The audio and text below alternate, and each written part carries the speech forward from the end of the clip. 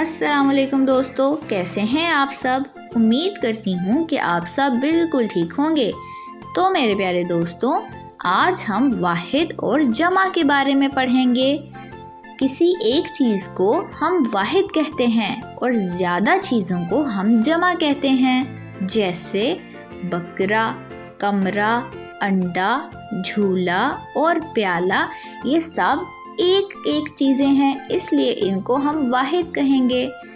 जबकि बकरे, कमरे, अंडे, झूले और प्याले ये ज़्यादा चीज़ें हैं, इसलिए इनको हम जमा कहेंगे। तो चलिए इस तस्वीर को देखिए। ये अहमद की बकरी है, ये मेरी बकरियां हैं। एक बकरी को हम वाहिद कहेंगे और ज़्यादा बकरियों को हम जमा कहेंगे। तो चलिए यहाँ देखिए, ये लाल टोपी है और वो नीली टोपियाँ हैं। मुर्गी ने एक अंडा दिया और शुतुरमुर्ग के पास 2 अंडे हैं।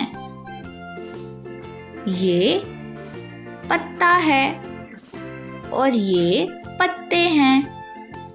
ये एक आम है, वो 2 सेब हैं। तो मेरे प्यारे दोस्तों, एक चीज़ को हम वाहिद कहते हैं और ज़्यादा चीज़ों को हम जमा कहते हैं। उम्मीद है आपको इसमें बहुत मज़ा आया होगा। अपना बहुत सा ख्याल रखिएगा। तब तक के लिए खुदा।